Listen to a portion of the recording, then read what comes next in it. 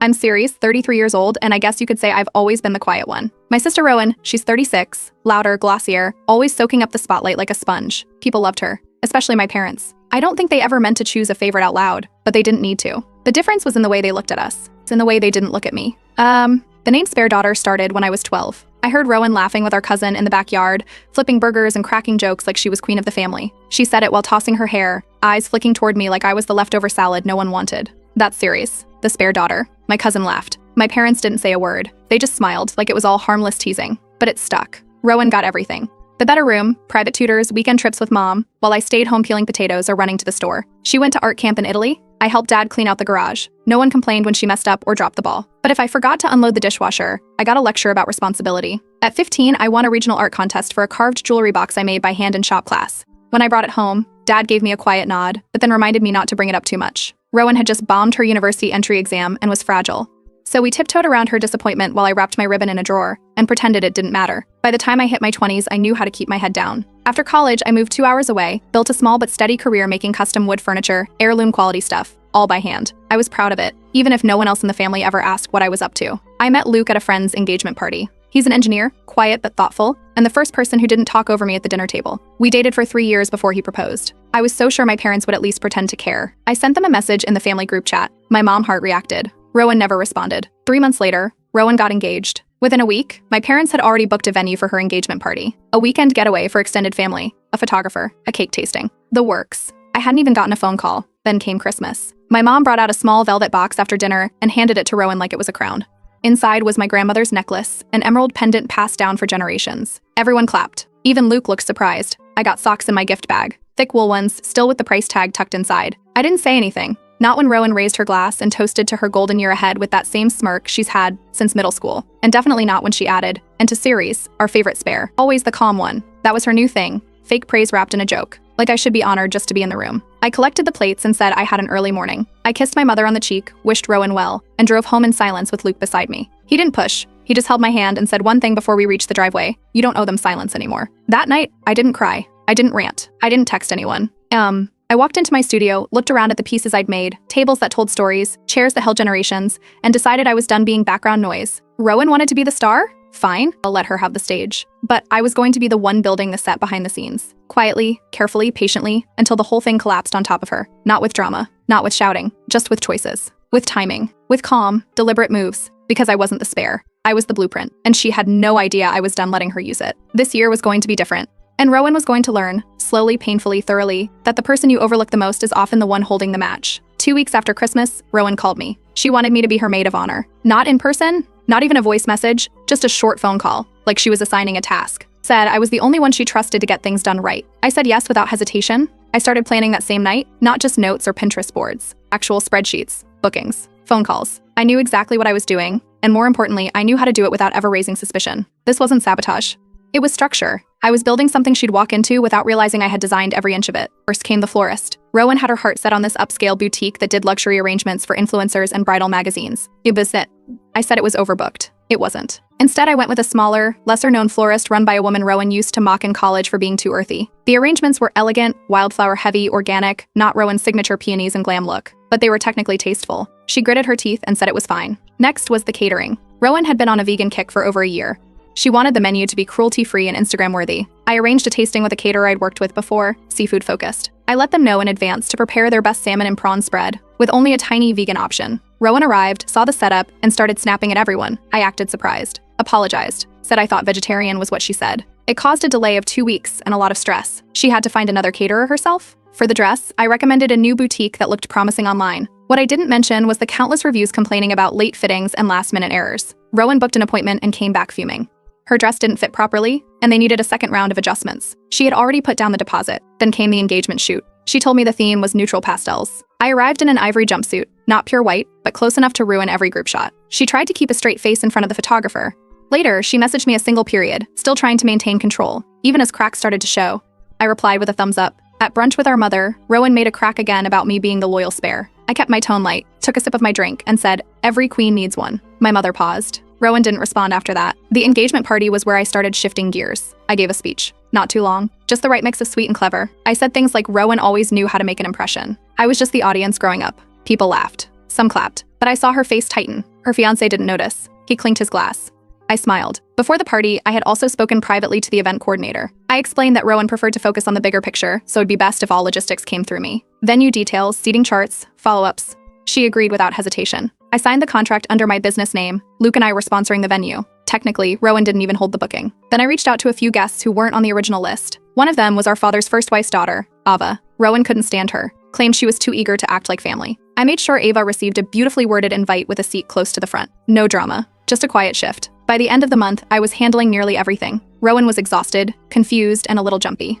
She couldn't pin anything on me. Almost every error was small enough to explain away. One vendor even emailed Rowan by mistake. I intercepted it just in time and reassured them to stick with my instructions. Luke watched it all play out. He didn't interfere, but he noticed. When Rowan tried to change venues last minute and realized she wasn't even on the official contract, I heard her voice crack through the door. I didn't respond. I just waited until she left, then confirmed everything with the coordinator. This wasn't about ruining her wedding. I didn't cancel bookings. I didn't delete emails. I didn't gossip. What I did was make sure Rowan couldn't spin a narrative where I was invisible. I was the one the vendors called. I was the one the guests emailed for updates. I was in every group photo, every speech rundown, every floral mock-up. Every move was quiet, clean, no outbursts, no accusations, and Rowan still had no idea that this was just the beginning. Vendor, every schedule, every detail passed through me first. She was so busy showing off her bridal status that she never stopped to check how her wedding was actually being run. She started complaining in our family group chat almost daily. The shade of the tablecloths was slightly off. One of her bridesmaids couldn't attend a fitting. The cake design wasn't exactly what she pinned. I replied every time, supportive, cheerful, offering backup options that made it sound like she was freaking out over nothing. I never used sarcasm. I never poked.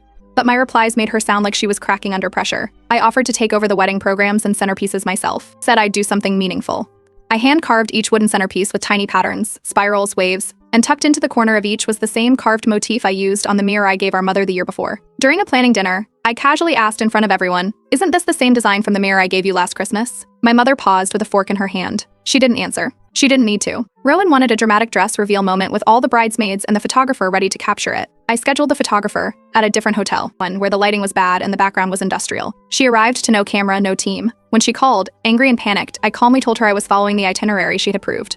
She never actually read it. For wedding favors, I handcrafted wooden keychains with the initials RJ. The only issue? Her fiancé spells his name Jonathan, with an extra N. She always insists people get it right. I didn't. When she found out, it was too late to reorder, and she had to pretend it was intentional. The vendors were only hearing from me. I had created a new email just for the planning process, and I used it to coordinate everything. She thought she was CC'd on every update, but I quietly stopped copying her weeks ago.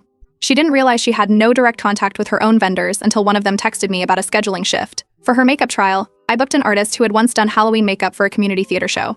Dramatic, heavy-handed. I told Rowan that our mother had recommended her. The makeup made her look like she was about to walk onto a Victorian movie set. She nearly cried in the car afterward. I encouraged her to write personal vows, played it off as modern and meaningful. I already knew she struggled under pressure and tended to ramble. Her fiancé, on the other hand, was too busy to focus, so I offered to help him draft something sweet and short. He read it to me over dinner once. It was perfect. At her bridal shower, I handed her a wrapped package. Inside was a custom diary, leather-bound. On the front, etched in gold, were the words, "Spare no regret." A few people chuckled. Rowan smiled politely, but the expression on her face said she didn't quite understand. Everyone else did. Behind the scenes, I'd already spoken to the officiant. During a casual call, I told him some of Rowan's childhood quirks. Nothing too cruel, but just enough to humanize her in a way she would hate. Wetting the bed until she was 10. Singing in fake accents during car rides. Always needing the final word. He said he liked adding personal stories to keep the ceremony authentic. While Rowan was tangled in toll and menu revisions, I was networking.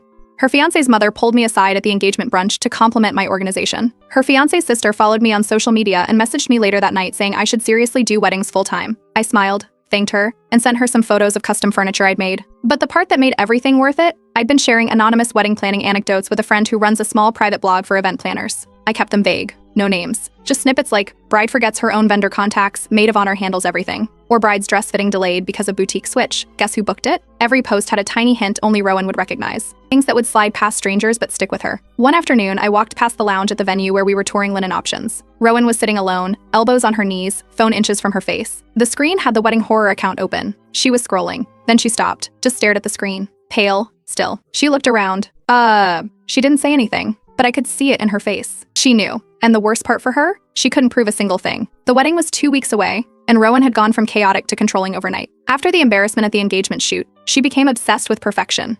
Color charts, fabric swatches, spreadsheets, everything had to be checked twice. She sent emails at 2 a.m. and called me every day to confirm details she had already approved. Still, she relied on me completely. I was the only one who never pushed back, never made a scene. That made me safe. That made me dangerous. She was especially fixated on the bridesmaids' outfits. The sashes, in particular, had to be an exact match to the champagne undertone of her dress. I offered to oversee the final fitting. While collecting the pieces, I quietly replaced her custom sash with a look-alike made from stiff, synthetic fabric. It looked fine from a distance, but felt like sandpaper against the skin. I returned the rest of the items as is. No one questioned it. At the rehearsal dinner, I placed hand-burned wooden name tags at each setting. Each family member had their names carved into dark polished cedar with floral accents. Everyone loved them. Rowan's tag, though, read placeholder. When she saw it, her jaw locked. I covered my mouth like I'd just discovered it too. I blamed the vendor, said it must have been a draft that got mixed up, claimed they were new and still figuring things out. She narrowed her eyes but let it go, barely. Rowan had asked the venue to prepare a short slideshow for the dinner. I offered to format it. I included all the usual shots, childhood birthdays, family vacations, university photos. But I also slid in a few extras, her middle school photo with the triangle-shaped mullet, her crying on her 18th birthday after a breakup, and one where she'd fallen asleep with marker all over her face at a bachelorette party years ago. The images moved too quickly for her to object during the presentation, and the audience laughed through it. When her future mother-in-law asked about the funny shots, I told her Rowan had said she wanted candid memories. Rowan clenched her napkin for the rest of the meal. My speech came next. I kept it short and warm. I told the story of when Rowan was 8 and made me play waitress in our backyard while she sat in a lawn chair with sunglasses and a clipboard. I ended it with, "She's always known how to be in charge." Everyone laughed. Our mother smiled. Rowan's fiancé chuckled. The reaction was exactly what I wanted. Later that night, she messaged me asking if I could stop painting her like a tyrant, like she still believed micromanaging me would fix the chaos. I replied, "You're the bride. You're supposed to be the star." During the family photo session, I stood beside her and rested a hand lightly on her shoulder. The photographer posed us like a mirror image, matching dresses, matching smiles, matching posture. She tried to move, but by then the photo had been snapped. I overheard her friend Katie whisper to another guest, "It's weird. She used to barely talk about series. Now she acts like they're joined at the hip." That was intentional. Before the event, I had handed Rowan a small box as a gift, just something personal for the rehearsal. Inside were a pair of earrings. I told her they were vintage. In truth, they were inexpensive replicas from a local costume shop, designed to look like heirlooms but slightly mismatched. She wore them anyway, thinking they matched her dress perfectly. That night, her fiancé's sister leaned in and asked if the earrings were borrowed from a theater production. Rowan smiled tightly, then took them off during dessert. I coordinated the rehearsal music as well. Rowan had selected the classic wedding march, but when the pianist began, he played an old recital tune she had flubbed in front of a full auditorium years ago. It was cheerful, nostalgic, slightly off. I told everyone it was a throwback to her childhood dance days. People clapped. Rowan froze for a second, then forced a grin and walked down the aisle like nothing happened. After the ceremony walkthrough, I gave thank you bags to the bridesmaids. Each one had monogrammed silk robes, chocolates, and mini perfume bottles. Rowan's bag had a smaller robe with a crooked label and an off-brand lotion set that smelled like chemicals. She didn't open it until she got home. I knew because she messaged me a single word. "Really?" I didn't respond. She couldn't accuse me. Not without sounding petty. Not without exposing just how tightly I was woven into every part of this wedding. And we still had the actual day ahead. 1 week before the wedding, Rowan decided we needed a chill bonding day with the family. She asked me to set up a brunch. I booked the place, designed the table layout, and sent out the invites. When everyone arrived, she found herself seated beside our father's ex-girlfriend, Donna, the same woman who once described Rowan as emotionally exhausting after a single holiday dinner. Rowan tried to swap seats. I told her we were seated alphabetically and not to mess up the flow. She stayed in her chair, posture stiff, barely touching her mimosa. I arranged a little activity to start the meal, one Rowan had originally wanted but forgotten about. Each person at the table would raise a toast and share a memory of the bride. I went last. When it was my turn, I raised my glass and said, "Rowan taught me that quiet people can be underestimated. Thanks for that." Then I took a sip. The table went completely silent. Someone coughed. As a gift to the bridal party, I'd made memory boxes, small wooden keepsake chests I carved myself, one for each bridesmaid. Each box held a photo, a quote, and a personal note. Rowan opened hers and found a folded card that read, "For the years you never looked back." She stared at it for a while, then closed the lid and put it in her purse. Later, her fiancé's cousin, a blunt woman from Vermont, cornered me near the restrooms. She leaned in and said, "She talks about herself a lot, Hia." I just smiled and asked if she liked the food. At the venue walkthrough the next day, Rowan noticed the wedding arch looked off. Too wide. Too low. Like something meant for a stage play. It was. Early on in the planning process, I'd casually suggested a more grand design, then passed along vague measurements to the event coordinator. She approved it without realizing how it would frame her. On the day, she'd look like a flower girl posing under a theme park display. Meanwhile, her dress fitting got bumped. The boutique said they'd had a last-minute shift in priorities. What Rowan didn't know was that I'd reached out to the tailor 2 weeks earlier and referred a fashion influencer I knew from a client project. The tailor shuffled their schedule to accommodate her. Rowan's final adjustment got moved to 2 days before the wedding. I also updated the photographer's shot list. Rowan originally wanted bride-centric candids throughout the day. I revised it to highlight family-focused moments and emotional exchanges. When the photographer arrived with the printout, Rowan flipped through it in confusion and had to request extra solo time. A request delayed the group photos. For the spa day, I told everyone to arrive at noon. I texted Rowan the wrong time, 1:00 p.m., and said the place was running late. When she arrived, everyone was already halfway through facials and massages. I'd booked her into a mud bath, which I knew she couldn't stand. She sat in it silently, while the rest of us sipped herbal tea and laughed about exfoliation fails. That afternoon, I overheard her crying in the guest suite. She was telling our mother that the wedding didn't feel like hers anymore, that everything felt off, like the pieces weren't fitting together. Our mother told her she was probably just exhausted, and that maybe she should get more rest. I waited until things quieted down, then made her chamomile tea and left it outside her door. That night, I scheduled a reminder to her email titled, "Countdown to your day, Queen." I attached a cartoon crown pulled from a stock Halloween costume listing. She hated that costume, said it looked cheap and made her forehead look big. I knew she'd recognize it instantly. The next morning, Rowan canceled her hairstylist. The woman had been her top pick, but she couldn't take one more delay or ego clash. What Rowan didn't know was that I'd recommended the stylist in the first place, knowing she never showed up on time and always tried to reimagine a client's vision. Rowan had lasted 2 trials before snapping. She asked if I'd shorten my reception speech. I told her sure, no problem. People love short stories, I said, but sometimes the long ones hit hardest. She blinked like she wasn't sure what that meant. She nodded and walked away. At that point, Rowan clearly suspected I was behind something, but she still didn't know how long it had been going on, how much I'd set in place before she even sent her first bridal spreadsheet, and she still had 5 days to go. The morning of the wedding came with perfect weather, blue skies, gentle breeze, not a single cloud. Too perfect. Rowan was already tense before she even stepped into the bridal suite. I brought her breakfast on a tray: toast, tea, fruit slices shaped into hearts. On top, a folded note: "You've always been the storm. Today you get sunshine." She read it twice, then set it down. She didn't ask what it meant. The makeup artist showed up 15 minutes late. I'd messaged her the wrong time, claiming Rowan had a last-minute change. The bridesmaids were done and taking selfies before Rowan even had primer on. Inside the bridal suite, the air conditioning wasn't working. I'd opened the window earlier when no one was looking, then quietly pulled the door shut to trap the heat. Makeup started to run. One of the bridesmaids fanned Rowan with a program. I passed out cooling towels I'd prepped with eucalyptus oil. Everyone got one, except Rowan. When she reached for one, I said, "I didn't want to assume your skincare routine." As we lined up for the ceremony, Rowan's heels looked unsteady. I had suggested a decorative aisle runner during planning: thick, plush, slightly raised. As she walked, her heel caught for half a second. She stumbled forward, not enough to fall, but enough for guests to inhale sharply. The photographer clicked anyway. Then came the vows. Jonathan went first. Clear voice. Perfect pacing. Just emotional enough. I'd helped him write and refine them over lunch last month when Rowan said she was too busy to meet up. He'd sent me drafts. I corrected grammar and added a line about being grounded by her fire. The crowd ate it up. Rowan started her vows. Her hand shook. She dropped the cue card, laughed, picked it up, and skipped a line. She paused, tried again, then rushed the last paragraph. The audience clapped, but softer. From my seat, I could feel her looking at me, not with gratitude, with suspicion. During cocktail hour, the seating chart had somehow changed. I'd quietly replaced the final print the night before. Her fiancé's sister was now seated beside me instead of Rowan. We talked nonstop about furniture, travel, and shared taste in jazz music. Rowan ended up between 2 elderly relatives who didn't know how to work their phones and kept asking her to explain the drink menu. The dinner rolled into speeches. I was second to last. I took the mic and paused long enough for everyone to turn. I opened with a warm smile and a soft, "I've known Rowan my whole life." Literally. But I still learn from her all the time. Then I layered it. She's taught me how to hold steady in chaos, how to lead without saying a word, how to shine, even if it means standing in someone else's shadow. People nodded, laughed, tilted their heads like they were hearing a poem. I've watched her turn rooms into stages, and moments into scenes, and somehow she always pulls it off, even when it feels impossible. The applause was loud. Some people even stood. Rowan clapped too, slowly. Her expression didn't match the rest of the room. After that, people kept coming over. A cousin said, "That was the best speech I've ever heard."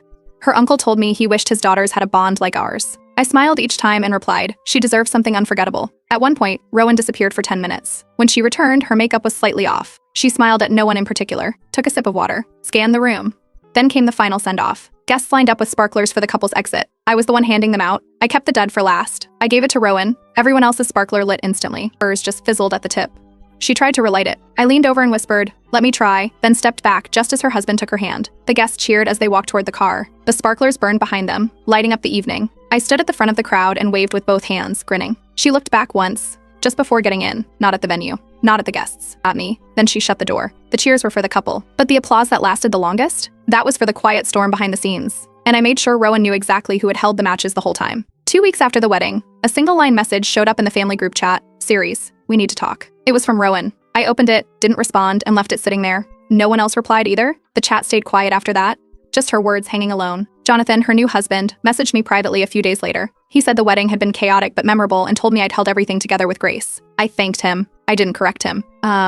He still believed I'd been the one holding the chaos back instead of nudging it forward. Through a mutual friend, I heard Rowan had been snapping at people. Apparently, she told someone they were too obviously Team Series. Her new sister-in-law, who'd bonded with me at the reception, told her, Maybe she just doesn't need to be the center of every room like you do. That got back to me fast. Our parents tried not to pick sides, at least not openly. My mother sent me a long message saying I'd probably taken on too much during the wedding and accidentally overshadowed Rowan. I just wrote back, funny. That's never been a problem before. She didn't reply. I sent Rowan all the vendor files, contracts, names, notes, passwords, in a neat, color-coded digital folder. When she opened them, she realized she'd never actually spoken to most of the people who worked her wedding. I had filtered every message. They all came through me. A few days later, Rowan tried to pull attention back. She hosted a post-wedding dinner for close friends and family. She booked a venue and sent invites. Barely 10 people showed up. I was invited. I declined. I didn't need to be there to make a point. I didn't air anything out in public. I didn't shame her on social media or blast the family chat. I just stepped away, quietly. And in doing that, the energy around her dimmed on its own. Then came the email. The subject line was honest feedback. It was 3 paragraphs long and packed with therapy speak. Phrases like you created emotional dissonance, you weaponized kindness, and you made the day about you. She signed off with, I hope someday you realize how hurtful it was to be treated like scenery in your own wedding. I didn't respond. I forwarded it to my therapist and said, this is what being the spare daughter earned me. She skimmed it and asked, so what will you do next? I told her I was already doing it. Since the wedding, I'd picked up 3 new commissions for my woodworking business. Guests had noticed the details I crafted for the centerpieces and programs and reached out for custom work. My name had been printed in the back of the wedding booklet under design and coordination by Ceres Blythe. Rowan never checked the final draft before it went to print. Rowan sent one more message before she went completely silent, ignoring me as immature. I responded once, directly and clearly, you called me a spare for years. I finally acted like one. I stepped back. You couldn't handle what it looked like when I wasn't holding you up. After that, she stopped contacting me. No more texts, no emails. Not even questions passed through mom, but I could see she was still watching. My business newsletter showed her email address as a subscriber. She never unsubscribed, just opened every issue and disappeared. A week later, Jonathan sent me a photo of their new apartment. On the living room shelf, he'd placed the wooden centerpiece I carved for their reception. He captioned it, feels like the only part of that day that wasn't fake. No follow-up, just that one sentence. My father reached out a few days after, asked if we could grab coffee. Just the 2 of us. We met at a quiet shop downtown. He didn't say much at first, just looked at me like he was trying to figure out how long it had all been off. Then he said, I didn't realize how much glue you were holding this family together with. That's on me. I didn't need the apology, but I let him say it anyway. Rowan got her dream wedding. She wore the dress, walked the aisle, gave the speech, took the photos. The fairy tale happened exactly as planned. But she didn't realize the castle had been hollowed out long before the day began. She called me the spare daughter. That was her word for me. Background, backup, replacements, and second choices. But what she never understood is that I wasn't the spare. I was the foundation. And the moment I stopped holding everything together, it didn't take long for the cracks to show.